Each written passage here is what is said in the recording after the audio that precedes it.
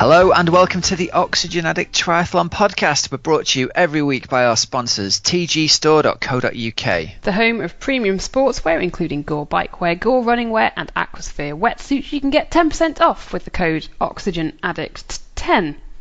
PrecisionHydration.com. Leaders in triathlete sweat testing and hydration with multi-strength electrolytes that match how you sweat. You can have a 15% off their product using the code OxygenAddict15. And team.oxygenaddict.com.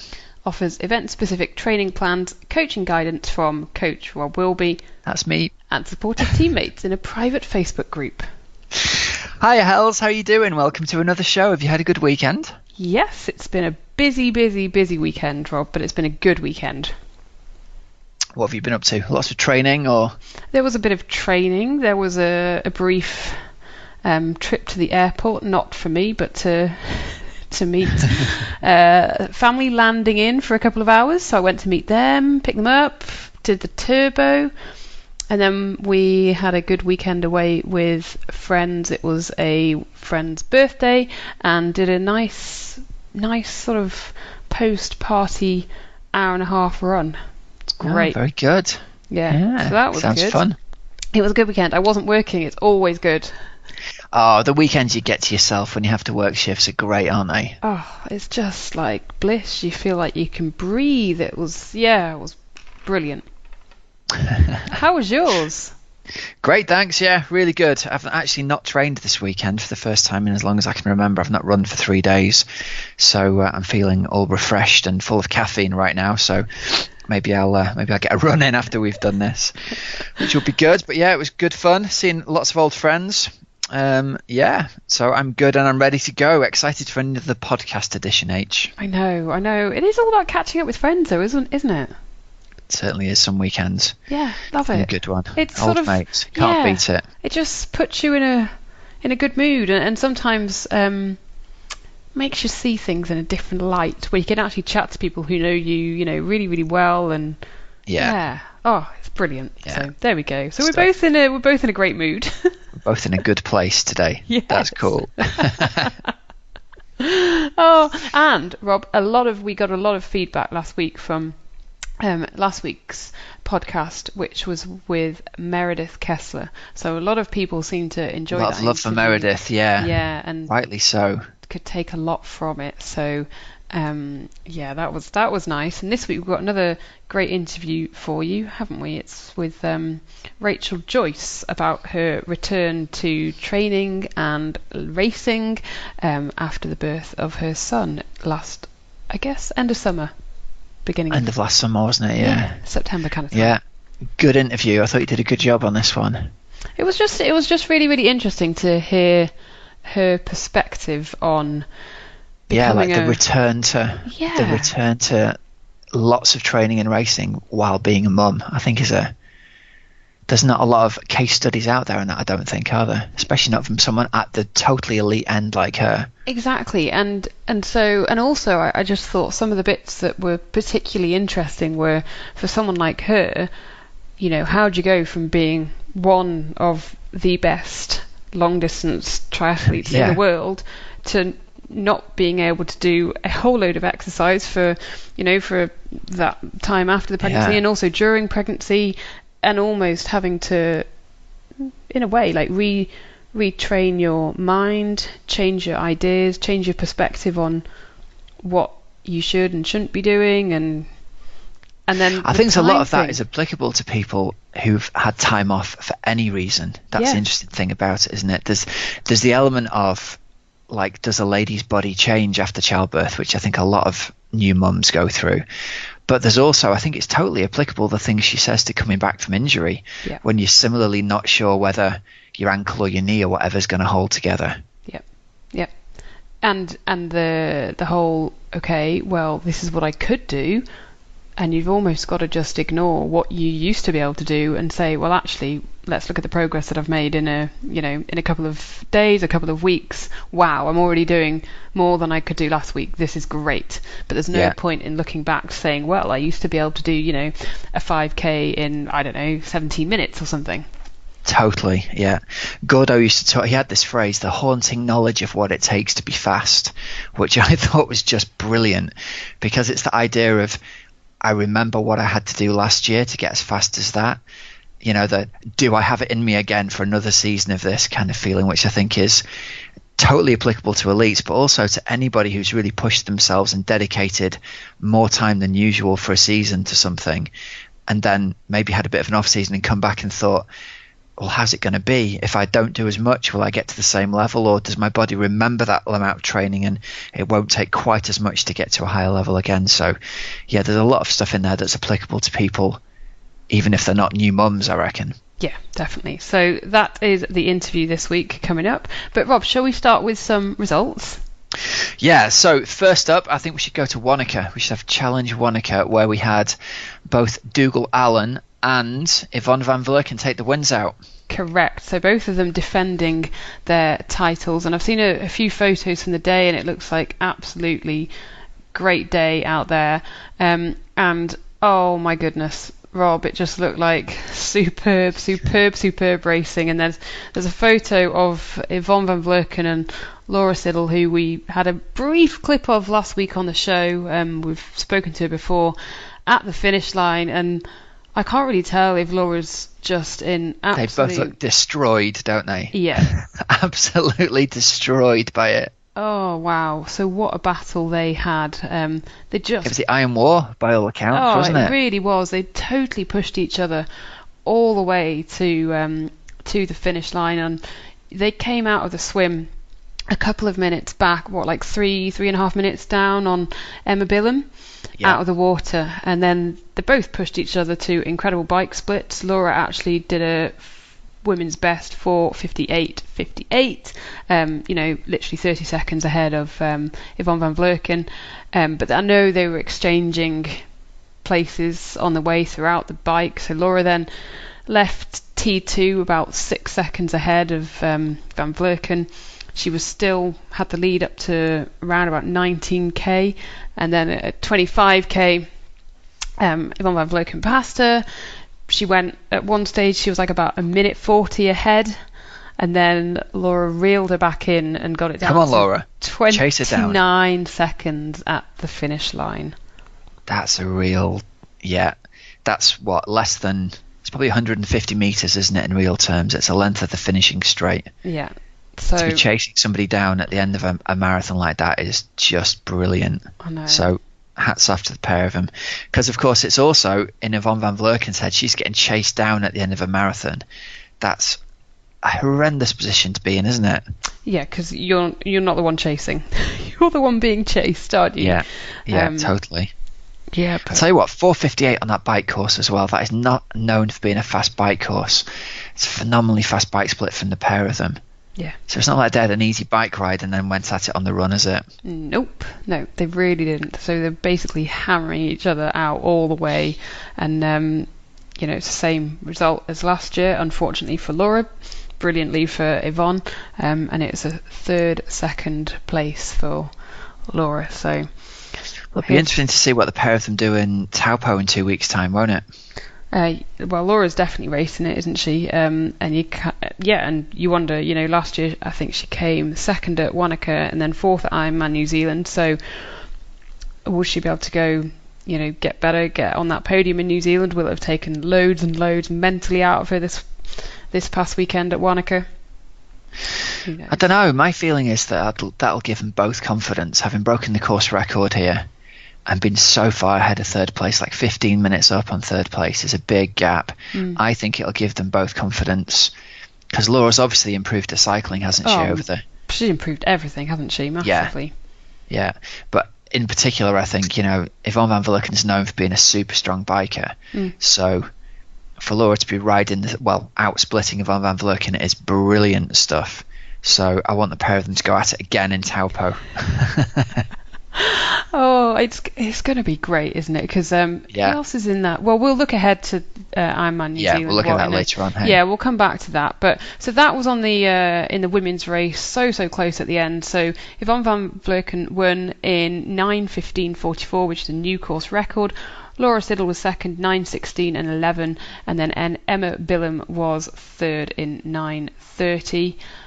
So fantastic racing. And Rob, we mentioned, I did mention Bonnie van Bilgenberg last week. That's right, yeah. Yeah, she was 8th in 10:38, and it is the same Bonnie that was on my tri-camp a couple of years ago, and she was so much better than everyone. There you go. Well, you don't have to feel so bad about it now. She's placed 8th overall. Yeah, I know. I reckon you could take it, Hells. I reckon you could go 10:40 at that race. Thanks. Right, let's go to the men's race, where it was another win for Dougal Allen. Yeah, and he breaks the course record as well. So he takes it out in 8:26 from Mike Phillips of New Zealand in 8:32, and Luke Bell finishes third in 8:42. So again, the first two there way ahead of the rest of the field. But he's had another domination there, hasn't he? Dougal Allen's had another storming race with a race best 4:27 on the bike. Again, on what is not known to be a fast course at all. So, so great stuff there from him. That's really, really good. That's it. Nice one. Right. So, do you know what? Before we do the next bit, I've realised we haven't given a shout out to our results sponsor. Oh, we better get that in there. We better get that in. So tgstore.co.uk are sponsoring our results section. And what we want you to do is to go over to their website and go to tgstore.co.uk/Oxygen Addict. And if you just enter your email address, you'll get entered into their competition to win a cycling jacket or a running jacket up to £100 worth of value. So they make absolutely brilliant running and cycling kit. Some of my favourite winter type kit. So rain jackets, they are known as the market leader. Any kind of their cycling jackets, so I think Hells are as good as, if not better than, anything that's out there, and certainly for the price, the best value out there as well. So get over there and check it out on tgstore.co.uk. And thanks very much for sponsoring us, guys. We really appreciate it. And all we need the listeners to do is go over and enter that competition, so they know that we are generating some interest in their stuff and their website. That's it. And you can get 10% off with the code OxygenAddict10. It's a no-brainer, Hells. It's definitely a no-brainer. Fill your boots, get some new stuff. The competition is a total no-brainer. So check it out. Rob, Geelong next? Yeah, Geelong. Let's do it. So this was 70.3 in Australia, and it was won by, the men's race was won by Sam Appleton, the American.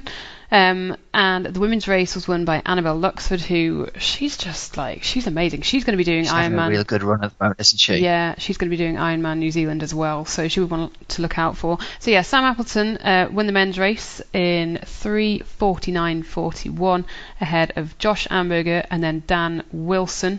And then in the women's, it was won by Annabelle Luxford ahead of Barbara Riveros, and Sarah Crowley was third, Ellie Salthouse fourth.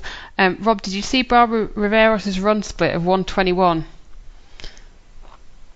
Wowzers. Yeah, so she was a good few minutes faster than anybody else. But basically, Annabelle Luxford is an awesome swimmer, and then she's just ahead of everyone by 9 minutes or something on the bike. So she had a great race. Yeah, impressive stuff. Over on the men's side, Sam Appleton takes it out in 3:49, Josh Amberger in 3:50, and Dan Wilson in third in 3:51.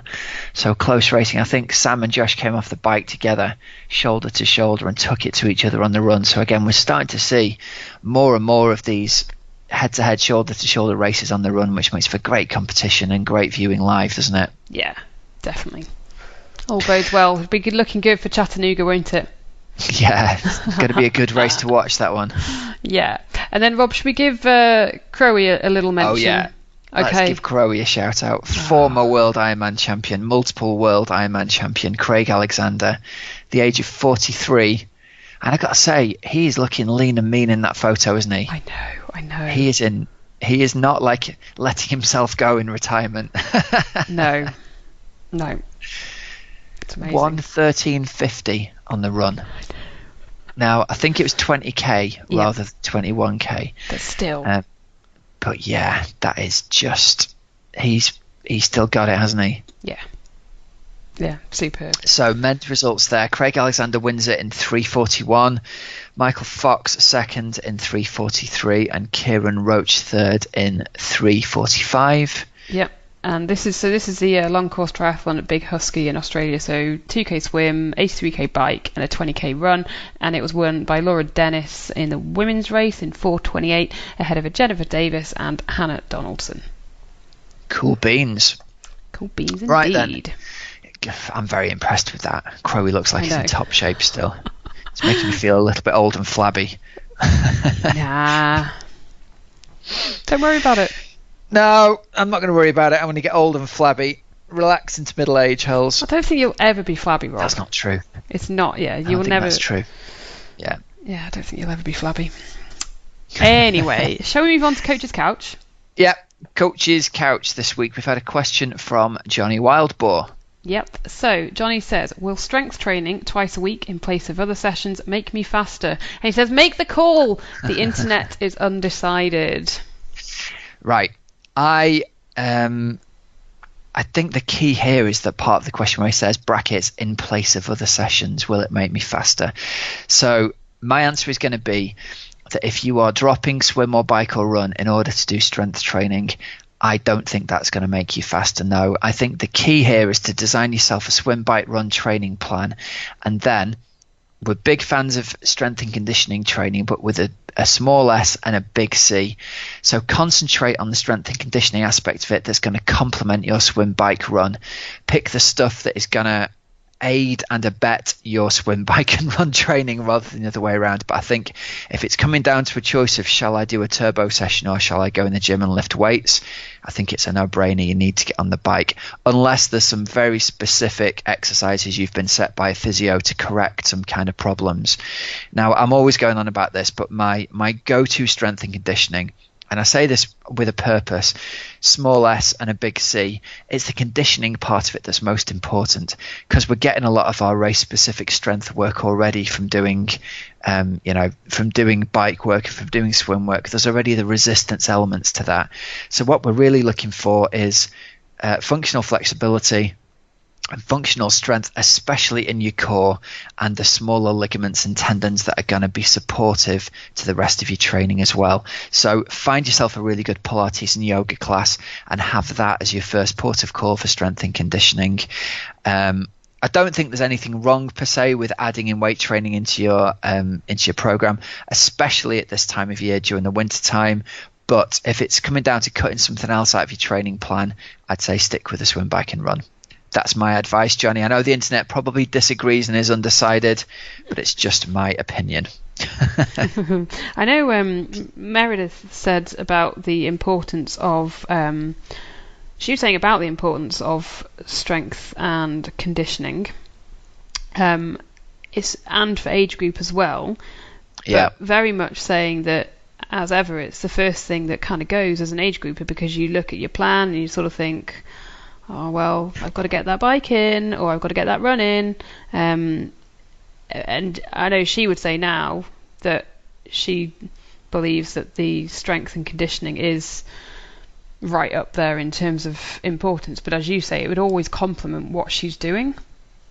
Yeah, and again, it's one of those horses for courses things, isn't it? Where you can definitely sort of say, like, there's specific population elements here where if you are from a running background and you've never really pushed gears on the bike, then you're definitely going to improve by having a strength element there, because your legs have never been attuned to that. Similarly, if you've never swum before, you're going to benefit from some specific swim strength training. Now, that's not necessarily lifting weights in inverted commas, but doing the kind of swim stretch core type workouts that are going to build those specific strength elements in your shoulders and back is definitely going to help.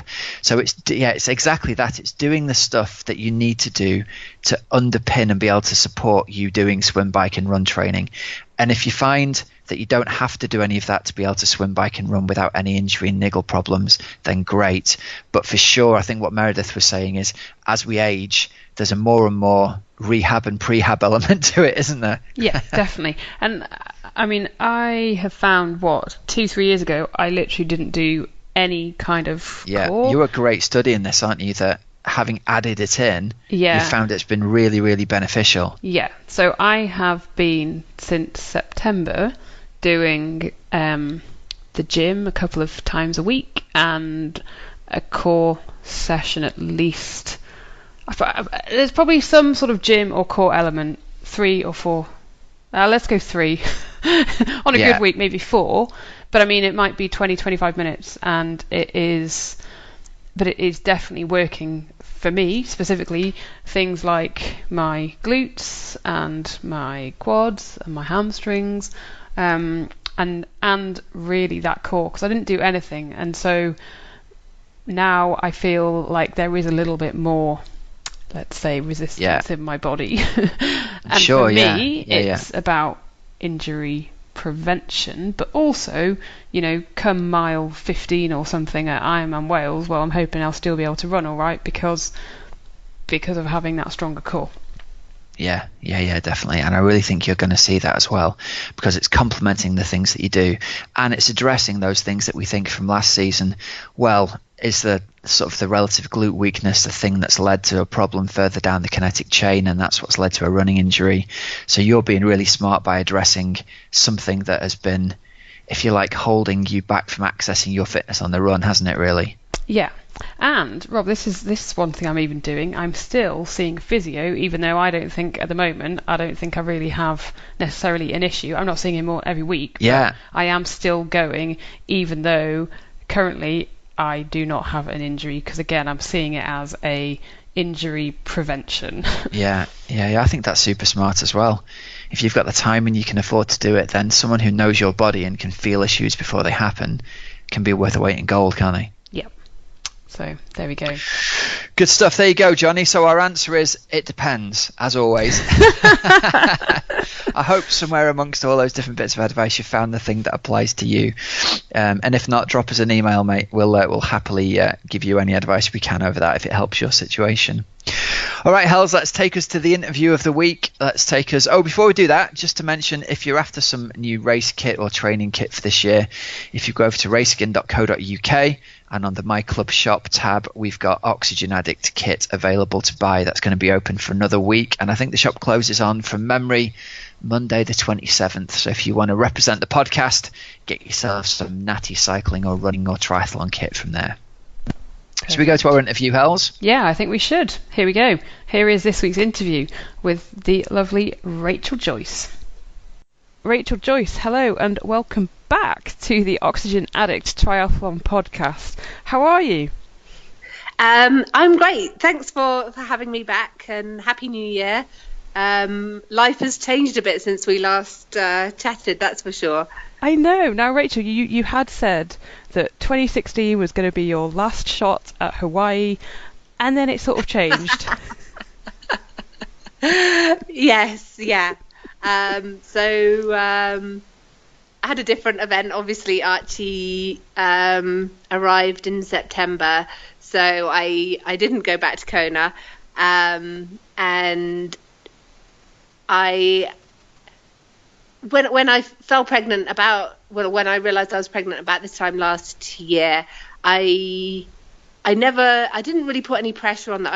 I didn't know whether I'd want to get back to racing or competing again, and I never really put any pressure on myself during pregnancy to stick to a strict training schedule. I just wanted to see how I would feel once Archie arrived, and whether getting back to racing was something that would work as a family, and whether I was still motivated to train. And I kind of Brett's been super supportive, and we've kind of as a family decided I'm going to give it a go. And I'm not sure I'll be back in Kona in 2017, but I will be back racing somewhere. I remember you saying that you wanted to do a few races in the UK again in 2016 when the plans were a bit different. Would you still like to do a couple of races before you sort of call an end to your career in the UK? Yeah, no, definitely. I really would like to. And I'm kind of looking, whether it's this year or next year, realistically, I'm not going to be racing for too many more years. It would kind of, we'd like to grow our family perhaps, and also I'm not getting any younger. But one thing I realised, we went back to the UK for Christmas, and I realised travelling with an infant is a whole different ball game, and it's kind of the dilemma whether I could do it this year with the jet lag for Archie. But on the other hand, I have a lot of family support if I go back to the UK, and I still would really love to get back and do at least one race in the UK before I retire.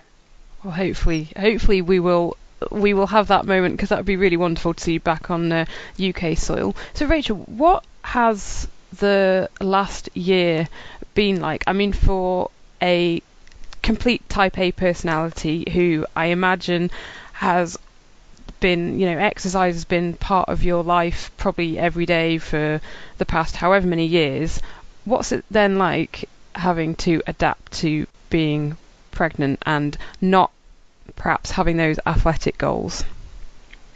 Actually I really loved it. I think I kind of there were times where it was more difficult, because as an athlete I've always been used to kind of like mind over matter. I've been able to kind of push my body to do certain things, and there was an adjustment to having not pushing through when I'm tired, because when I was pregnant I realized it wasn't, it's definitely not about me. It was my kind of main my goal for the year was to grow a healthy baby. So it was really different thinking, oh, I'm really tired today, and no, that doesn't mean I go out and try and do some training. It actually means maybe today I take it easier and just go for a walk. So that was a real adjustment. But what I really enjoyed about it was kind of removing, it kind of was like going back to basics and kind of falling in love with sport again, because I didn't have any, I wasn't wearing a heart rate monitor. I didn't bother with a power meter. And so I just got back to just loving the sport simply because I loved swimming, or I loved running, or loved biking. And so when I thought, and I think I realized how much I loved just being like exercising, and I was still, for the average Joe, I was still training because I would go to swim squads. And I thought, once I was pregnant, there's no way I'm going to go swimming at 5:45 in the morning on a Friday, which was always a session I hated when I was training. And I think I missed about 3 of those Friday morning sessions during the whole of my pregnancy. And it kind of was a lesson to myself that I do this because I love it, and I'm hoping I kind of take that new perspective into my training this year, that it's actually pretty awesome what I get to do, and I get paid to do this, so kind of appreciate it just that bit more. And I guess if you had in your mind that really 2016 was potentially going to be that final sort of, I don't know, the final big season with the final appearance at Kona, and if you were feeling yourself maybe getting a bit mentally tired of it all, then this to reinvigorate it all, that's kind of cool. Yeah, no, exactly. And that's exactly what it did. I think 2015 was the 7th consecutive year I'd been in Kona, and as much as I still got that buzz when I turned up to Kona, it became, I think you can kind of take something for granted. And so I think in 2015 it'd be like, it wasn't here we go again, but I think I kind of refreshed my approach. I started working with Julie Dibbins, which kind of just gave me, sometimes a change is as good as a holiday, and that kind of gave me a new kind of oomph to prepare for Kona again. But I think taking time out has definitely, it's like pressing the refresh button, and any kind of feelings of being just a bit jaded, or like, oh, do I really want to do this again? It's, I don't have to do it again. There's, I could quite easily walk away from the sport, and I kind of went into pregnancy thinking maybe that's it, maybe I won't come back to the sport. I didn't know how I'd feel, but I've actually kind of consciously thought, no, this is something I want to do, and I really enjoy the sport, so let's give it a crack. And is there a particular thing that you enjoy so much about it? Is it like a feeling, or is it that there's still a goal that you would like to achieve that's making you think, yeah, I do still want to do this? That's a difficult question. I think I'm trying not to kind of go into it and say, okay, this is my goal, and I kind of want to enjoy like the process of getting fit and preparing to get back onto a start line kind of in the middle of the year, and I don't really want to put the pressure on myself that, okay, this year you're going to podium in Kona again. I might not even try and qualify for Kona. I'll see how my training comes along. But I think when I think of what it is that's making me come back, I think it's that I still think I can be better than I was. Especially my initial focus is going to be on the 70.3 distance, and I definitely feel like that was a distance I never focused on particularly. So it's kind of exciting to think, okay, I'm going to actually specifically only prepare for 70.3 for the first part of the year, and I think I could be better than I was before. And I think that's what's like a big motivator for me at the moment. And also really knowing that these are my final few years in the sport, and feeling really lucky that my job is actually kind of a hobby, and it's something that I can fit my training around looking after Archie, and so I feel like we'll see if this balance actually works out, but I feel like I'm getting to spend loads of time with Archie, and Brett's fully supportive, and so it feels like it's a team effort to see where I can get to. And that's not a very succinct way of saying what's motivating me, but that's the general gist of it. No, I was following. I was listening carefully, and it sounds like you've got it's the passion for the sport as much as anything that's coming across, and almost the appreciation that actually you can do this. So almost why not do it? Like what's to lose, sort of thing. But Rachel, have you been inspired by the likes of Beth Girders and Sarah Haskins, who have also, returned to racing after having a child? Yeah, for sure. And not just definitely I've been in touch with Beth particularly since I got pregnant, and the fact that she came back stronger than ever is like a massive motivator. And also I've kind of, since being pregnant, there's a really supportive network of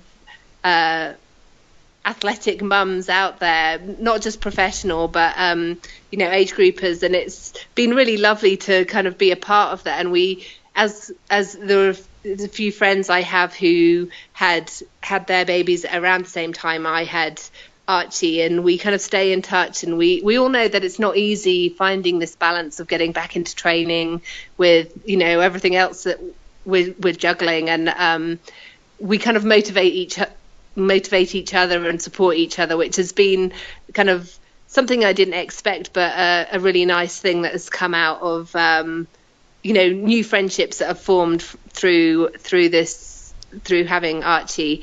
But I also there are other sports people who have been massively motivating. And now my mind's gone blank. Someone I was going to say, so Kelly Heptathlete. Kelly Southerton. Kelly Southerton. No, Jess maybe Ennis. not. So Jess Ennis.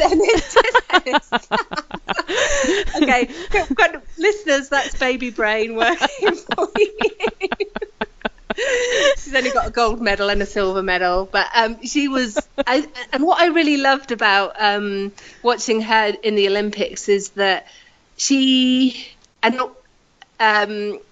Jo Pavey as well. I just read her book, and I just loved her book because it was so down to earth. Is that none of them pretend that it's an easy balance to be struck in getting back into kind of world-class shape, but they did it, and it's kind of motivating that, and kind of inspiring that these women, they don't pretend it's easy, but they've still managed to achieve a lot since starting their families. How difficult is it, Rachel, when, so from being at the peak of your physical fitness to almost being completely back at the beginning, how difficult is that process? There are good days and there are bad days. It was, I remember, I think that's part of the reason why I knew it was really important. I always said that I wasn't going to start training in inverted commas until after Christmas, because I felt like I knew that I would need to exercise quite a lot before I was even in shape to train. But it was weird because after I had Archie, I took 6 weeks off completely, which is the longest time I've ever taken off.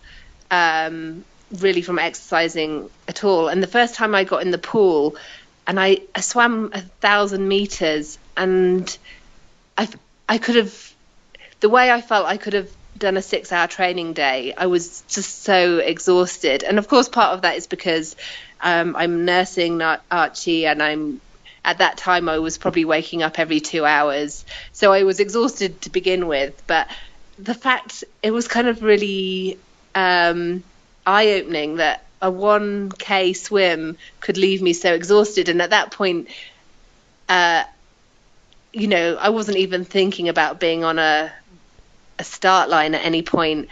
And it's kind of like, then it was just taking each day at a time and looking. So then the next week I could swim 2K, and the week after that I could swim, I swam 4K, and I wasn't quite as exhausted. And so it's a bit like coming back from an injury. You don't look at where you were a year. I wasn't looking at where I was a year before. I was racing Kona and coming second. I was like, well, last week I couldn't swim 4K. It just wasn't a possibility, and I just did it, rather than thinking, how am I ever going to be race fit again?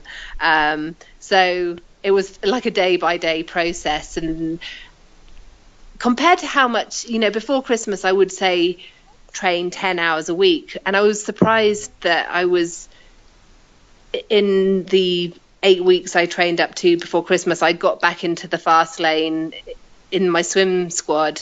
And I was like, wow, that's from swimming 2 or 3 times a week. And I've got back here. So then I could start thinking, okay, it's a possibility.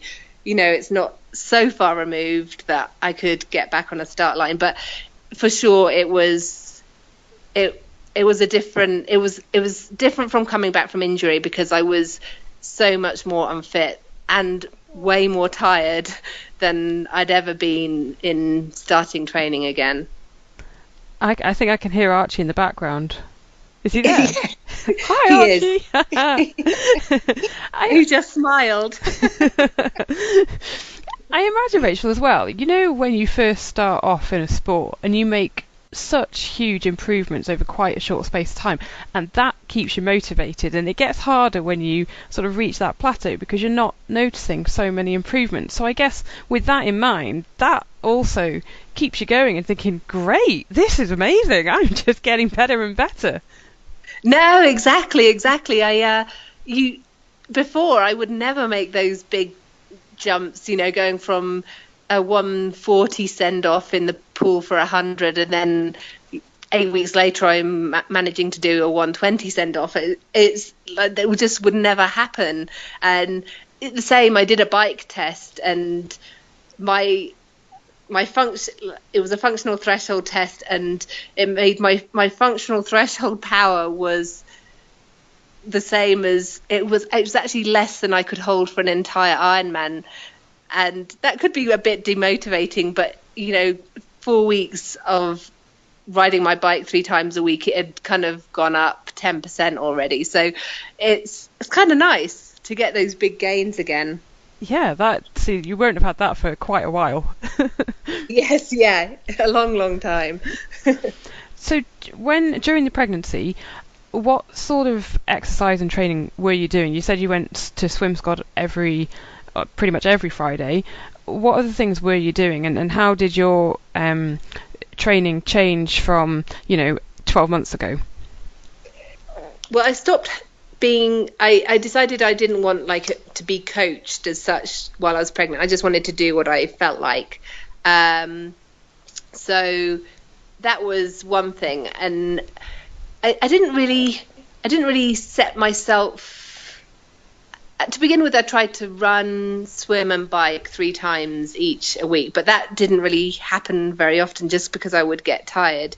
And it became more about, I would go to swim sessions because they were quite social, and I would get to see everyone who I always train with. So I would swim probably 3 times a week, and then I ran until I was about 30 weeks pregnant, and then it just got too uncomfortable, and I just started hiking and going. Maggie got taken on more and more walks. But she was loving it. Yeah, yes. And then biking. I know some people don't feel particularly comfortable riding outside, but I continued riding outside, and I then would tend to take my mountain bike out more on the dirt roads around here, just to find some quieter roads. But there was no plan really. I just went by feel, and some days I didn't do anything, but most days I tried to do something. Another thing I did was I started doing a lot more yoga, because I'd heard that the fitter you are, sometimes the more difficult you can find labor, because you find it harder to kind of relax. You kind of almost fight what your body needs to do. So I was like, okay, I need to learn how to breathe, this breathing thing. I should go to yoga. So I did a lot more. I did kind of yoga twice a week as well. That's really interesting, because I imagine there isn't a whole load of information out there for, elite sports women and top kind of age group women in terms of exercising and training whilst pregnant. There's a lot of general stuff about exercising during and after pregnancy, but actually for the more elite athletes, I guess you turn to each other. Yeah, exactly. That was a little burp from Archie. Sorry.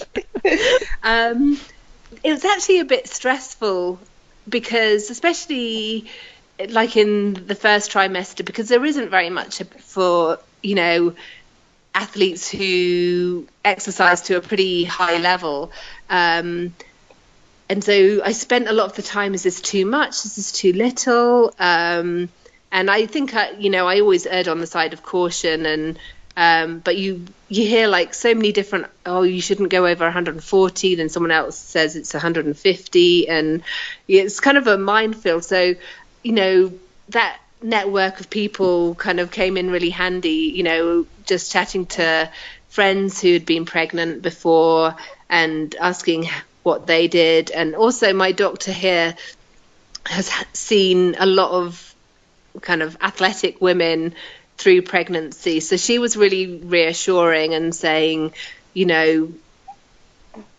worry so much about the kind of general guidelines. You came into pregnancy at a much higher fitness, and so just be sensible, and her advice was, the first person, if you go too hard, the first person who's not going to get oxygen is you, and the biggest danger is you'll faint. I never went so hard that was even a possibility. But it was just reassuring to know that I wasn't, by swimming aerobically, I wasn't, it was a good thing for me and for Archie rather than a bad thing. But it is a really worrying time because of that lack of information.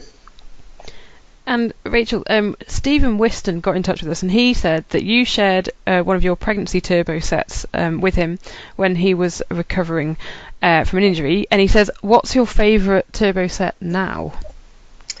Well, now it's all about time efficiency. So I like to get on the trainer, and I think at the moment, probably my favourite trainer session is it's actually quite similar to the session I used to do a lot of, like 20 times 1 minute over gearing when I was pregnant. Now I do like blocks of 20 minutes over gearing, and so if it's a longer training session, I might do 3 sets of 20 with a lower cadence but a fairly strong effort, and that's probably, I tend to do that once a week, which is, it just feels like I get a good bang for my buck. It might be an hour and 20 on the trainer or an hour and a half, but it gives me a really good workout.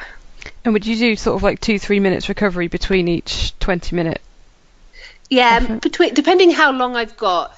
If it's a longer set training session, I might do kind of a 10-minute warm up, then 20, then 10, 20, 10, 20, then 5 minutes cool down. There you go, Stephen. There's another turbo set to add to the to add to the collection. You do need a good movie to get through that one, because the blocks of 20 are a bit dry. So, Rachel, race plans for 2017. Do you know which race will be your first one back then? The one that I'm eyeing up is St. George 70.3 at the beginning of May. Which I feel like is like throwing myself right in at the deep end, because it's the North American 70.3 championships. But I've only done that race once before, and I really loved it. And it's a race that we can drive to, so it makes it pretty logistically easy. And I like those big events, so I was like, well, in for a penny, in for a pound. Let's go and do that one. And then later on in the year, I saw that you are going to be an ambassador again for the Island House Tri. So does that mean a little trip to the Caribbean? Yes, it's going to be hard. So that's I think that's in November. So I think the plan is we're going to go out and have a training camp / family vacation in the Bahamas before then, for some warm weather when Boulder's long winter gets too much. So we'll be going out there twice, which is going to be hard. It's just an amazing, it's beautiful. The Island House is a beautiful hotel, and it has a 25-meter pool right kind of outside your hotel room. And then there's obviously the ocean swimming and some really quiet roads to bike on. So Rachel, you know you're talking to someone in the UK winter right now, don't you? Okay, I'll be quiet. So then in between like St George and Island House Tri, are there any other potentials? My initial big aim for the year is to qualify for Chattanooga, the World 70.3 Championships. So but I'm going to have to do some races to qualify for that. So St. George will kickstart my qualification for the Chattanooga. So I'm going to have a look at the UK racing schedule and see if I can get a race in the UK. And then there's a lot of North American 70.3s and Boulder 70.3, which I'll do. And then if I don't go to Kona, there's the ITU long course World Championships in Penticton, which I think I would do. And then potentially do an Ironman towards the end of the year, something like Ironman WA, to get started for qualifying for Kona 2018. Sounds amazing. I think Archie's going to be a well-travelled little toddler. It's cool. Yes, we need to make the most of his like free ticket while he's under 2. Totally. Keep travelling. and Rachel, you're still doing quite a lot of work this year with Try Equal as well.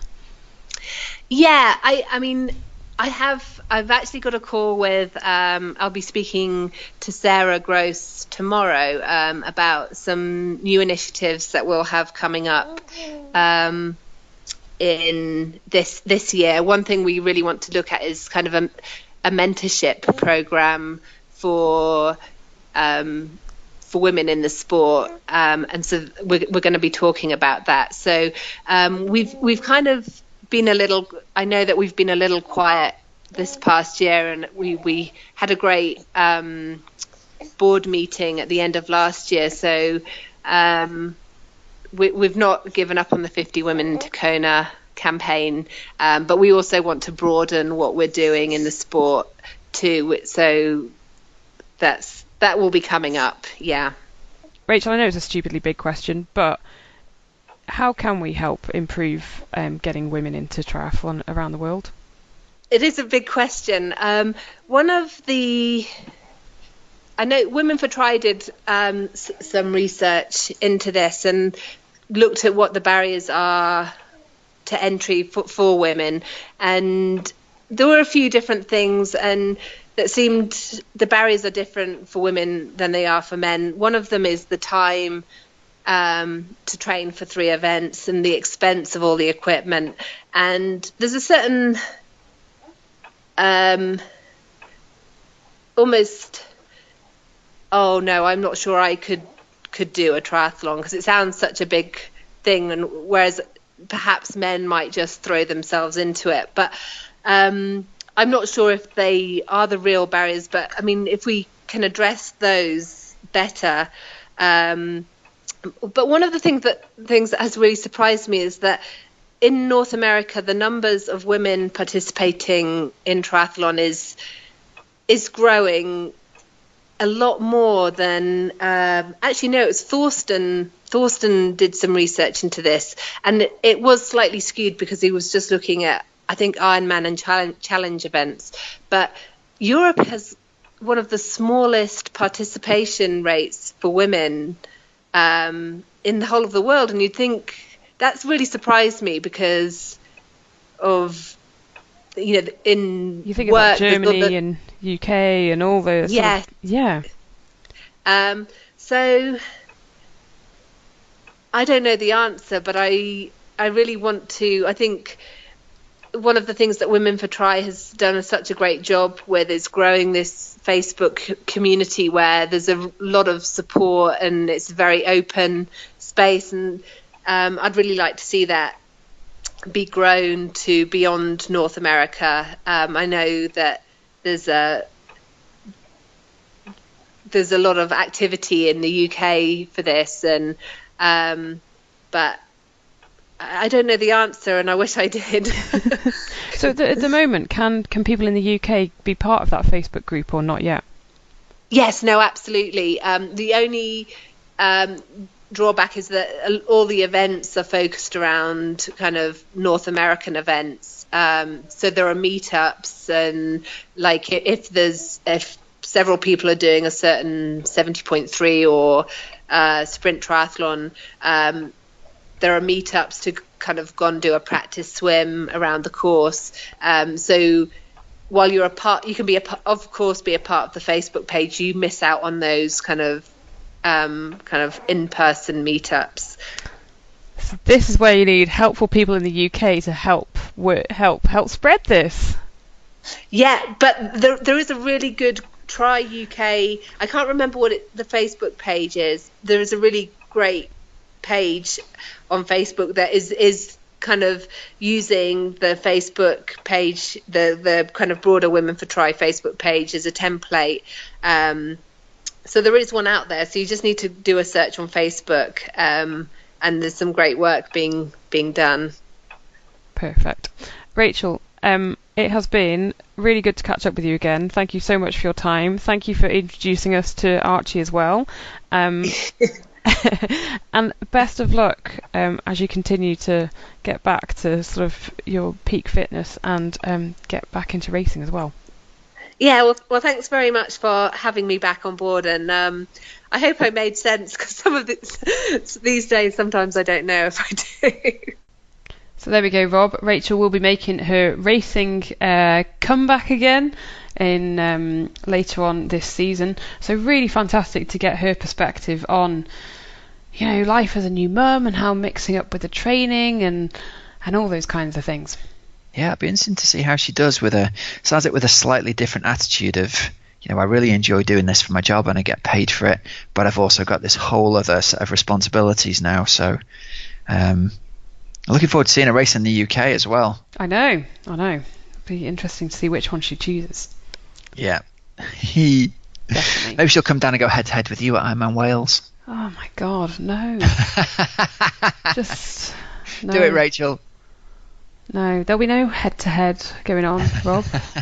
It'll be Helen's head versus Helen's head. That is the only head-to-head. Yeah, there you go. Yeah. Very true. Yeah, thanks. All right. Triathlon news this week brought to us by precisionhydration.com. You can take the online sweat test on their website. The new one is now officially up and available, so head on over to precisionhydration.com, and they've got triathlete specific online sweat testing stuff there with all kinds of variables for different race distances and predicted race weather conditions and stuff. And you can also organize a sweat test evening for your club. If you're in the Northwest, there's going to be one at Knutsford Leisure Centre at 4 o'clock on the 25th of February. If you're interested in that, if you can please contact Precision Hydration through the contact form on their website, and they'll give you all the details.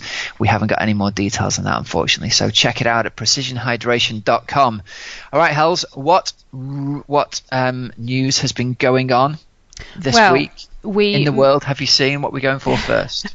A couple of things. We're going to go, because we just mentioned it, and we were just talking about, before Rachel Joyce's interview, we were just talking about the amazing Crowe at the age of 43. So obviously we therefore have to mention the amazing Cam Brown at the age of 44.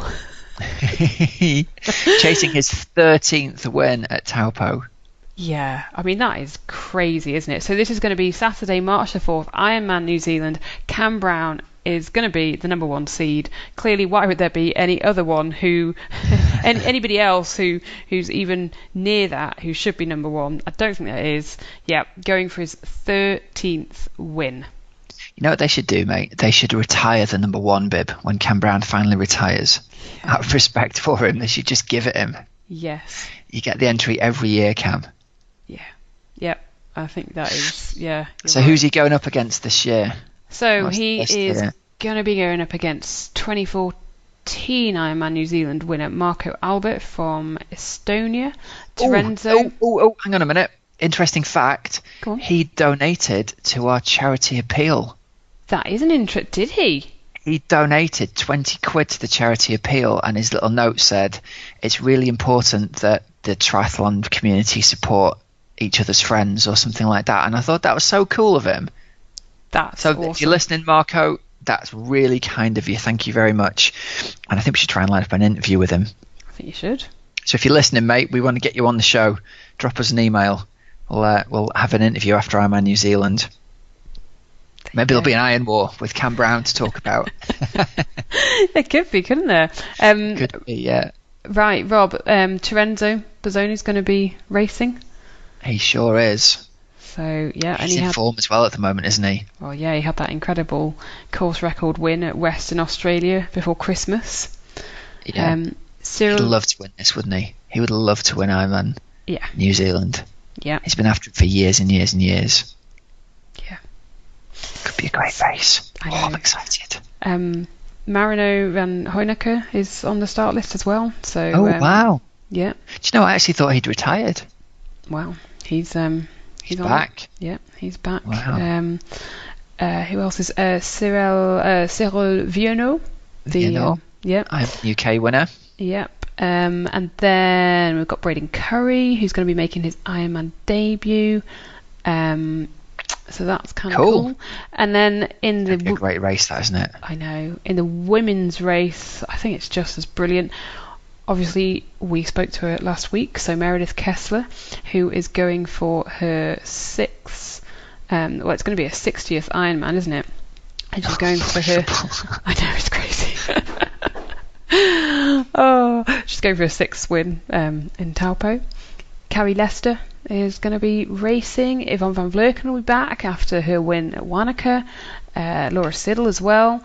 And then, who else? Annabelle Luxford, who we mentioned just earlier on, who won Geelong. So, she's... Again, another stacked field there. It really is, isn't it? Yeah, it really is. Two really quality races. That's brilliant. Yeah. No one's going to have that their own way. No, definitely not. Kate Bevilacqua, who did the Ultraman recently, didn't she? Yeah. Yeah, and she's an Ironman winner. Yeah, so it's going to be a great race.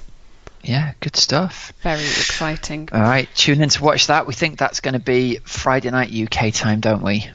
But yes. It's not this weekend. It's the weekend after, isn't it? Correct. So the 3rd to the 4th of March. Yep, that's right. Depending on where you are in the world. Yes, Ironman New Zealand. Then, Rob, there was another thing that I spotted that I thought this one kind of might appeal. So I think last year, well, we've definitely mentioned Decker Dave in his 10 in 10, haven't we? And his 20 in 20. Yeah, and his double decker. We definitely have mentioned previously the Iron Cowboy, who did 50 Ironmen in 50 days across 50 states. So there's a couple in Australia who are currently doing 100 Ironman distance, races in 100 days. Wowzers. So this is John Mergler, and he asked his fiancée, Debbie Hazelden, she's up for it. She's like, yep. So this is what they're up to. It's honestly, Rob, it just sounds mental. So he's done a load of ultramarathon runners. He's done, a bit like Meredith Kessler. He's done 60-odd Ironman races. And then she is a triathlon coach who, again, has competed in a load of Ironman races. They're doing the first week was sort of 35 degrees or something. Yeah. But then, Rob, I spotted this bit and I was like, this is really even more mental. The mum to 7.5-month-old son Ryder. Yeah. So they've got a 7.5-month-old baby. Yeah. And I think she's actually doing a half Ironman every day. He's doing a full one and she's doing a half one, but still pretty full on post baby activity schedule, isn't it? Absolutely. The parents have come over from New Zealand to help care for Ryder. Running around a park. They're doing the ride and the run around a park in laps every day, 100 days. So that's just over 3 months, isn't it? Yeah, they started on January the 28th and they're hoping to finish in early May. They're hoping to raise over 100,000 Aussie dollars for the Red Cross. So good for them. Yeah. Definitely. Cool. Yeah, it's just... There's a line, Helen. There's a line and you can't even see the line from where they are. They are well over the line. Well, I tell you, it's not one for me. No, me either. But you know what? More power to you. There's a massive amount of organisation and I think courage goes into even lining up and telling people you're going to do something like that, right? Totally. How far into it did you say they were? So they started on January the 28th and they're aiming to finish in early May.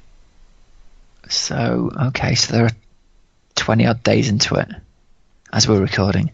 Fair play. Rob, I like this bit. Hazelden admits that most strangers are like, oh my god, this is nuts, but not anyone who knows the pair. Our family are used to it. When we told them, they were like, oh, okay. Brilliant. So good luck to both John and Debbie for raising all that money and completing your 100 Ironman races in 100 days. I love it. That's so great. All right, and another almost verging on lunacy type endurance event here. We've got Jasmine Muller targeting the overall Zwift record, which is currently held at, let's get the numbers right here, 1,010 miles in 72 hours 36 minutes. They don't have a separate male and female target, so she's going for that overall distance. So I think she's preparing for Land's End John O'Groats, and she's won the Le Mans 24-hour race and all kinds of national 12-hour time trial titles and best British all-rounder. So do you fancy that, Helen? 72 hours of cycling without a break? No, I don't really fancy that, but I know she's probably by the time that you're listening to this, she will have probably finished it. So amazing, incredible, because I think at some point she's already like miles ahead of that guy's record. After, is that right? Yeah. She is a very, very talented endurance rider. So definitely Google Jasmine Muller to read a little bit more about her. Yeah, good stuff. Right, cool. I think that pretty much wraps up our show for this week, doesn't it? Bit of results, bit of news. I think it does. I think it does, Rob. I think we carry on with the fun training. Good stuff. And all right, listen, just before we finish, I want to give a shout out for our charity appeal. If you're interested in donating to help the family of my friend Mark Mills, who passed away last year, you can go to justgiving.com/crowdfunding/podcast. And we're very lucky that the professional triathlon community has supported our charity appeal and given us a load of signed kit. So if you fancy winning some money can't buy prizes, including signed kit from Kevin Collington, Lionel Sanders, Sarah Piampiano, Yvonne Van Vlerken, Laura Siddle and Rachel Joyce, amongst many, many others, you could go over there, and for every £20 you donate, you get a ticket into our prize draw to win something like that. So just think, Hells, how cool would it be to have one of those tri-suits on the wall of your office in a frame? It would be very, very cool, because some of them they just look brilliant. So it's not like the kind of thing you can go and order on Wiggle or Amazon, is it? So exactly, and we've had some extremely generous donations over the last week from people. I won't name anybody on air because I don't want to embarrass anybody, but very much appreciated. You know who you are, and the money's going to go and help a lovely family, a very worthwhile cause. Brilliant stuff. Right, thank you very much for listening, everybody. Tune in next week. It won't be Ironman New Zealand results next week, will it? It'll be the week after. Correct. Cool stuff. All right, so listen, thanks very much for listening. You've been listening to the Oxygen Addict Triathlon Podcast. I'm Coach Rob Wilby. I'm Helen Murray. Have a great training and racing week, and we'll catch up with you again next week. See ya.